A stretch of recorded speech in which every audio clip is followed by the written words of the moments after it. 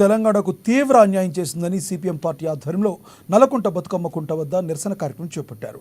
గతంలో లాగానే ఈసారి కూడా తెలంగాణకు తీవ్ర అన్యాయం చేయాలని వాపోయారు. బయ్యారం గన్లకు ప్రాణహిత, చేవెళ్ల, కాజీపేట్ రైల్ కోచ్ ఎటువంటి బడ్జెట్ కేటాయించలేదు. అదేవిధంగా తెలంగాణ రోడ్లు పరిశ్రమలకు కూడా ఎటువంటి బడ్జెట్ కేటాయించలేదని మహేందర్ పి సిపిఎం పార్టీ అంబర్పేట ఇన్ఛార్జి తెలిపారు. తెలంగాణ నుండి 8 మంది ఎంపీలు, 2 కేంద్ర మంత్రులుగా ఉండి కూడా తెలంగాణ కొరకు మాట్లాడలేదని మహేందర్ తెలిపారు.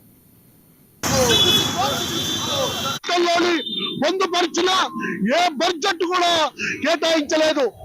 సింగరేణి సంబంధించిన బయ్యారానికి కానీ, అట్లాగే కాజీపేట రైలు కోచ్ సంబంధించింది, అట్లాగే ప్రాణహిత చేయాలకు కానీ ఏ రకమైన డబ్బులు కేటాయించలేదు.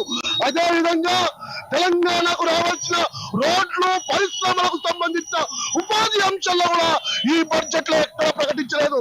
ఈ రాష్ట్రం నుండి 8 మంది ఎంపీలు, 2 కేంద్ర మంత్రులుగా బాధ్యతలో ఉన్న బీజేపీ కిషన్ రెడ్డి, అట్లాగే బండి సంజయ్ నిశ్చితుగా ఈ బడ్జెట్ ను సంతోషపడుతూ అన్ని వర్గాలకు ఉపయోగపడుతుందని చెప్తున్నారు.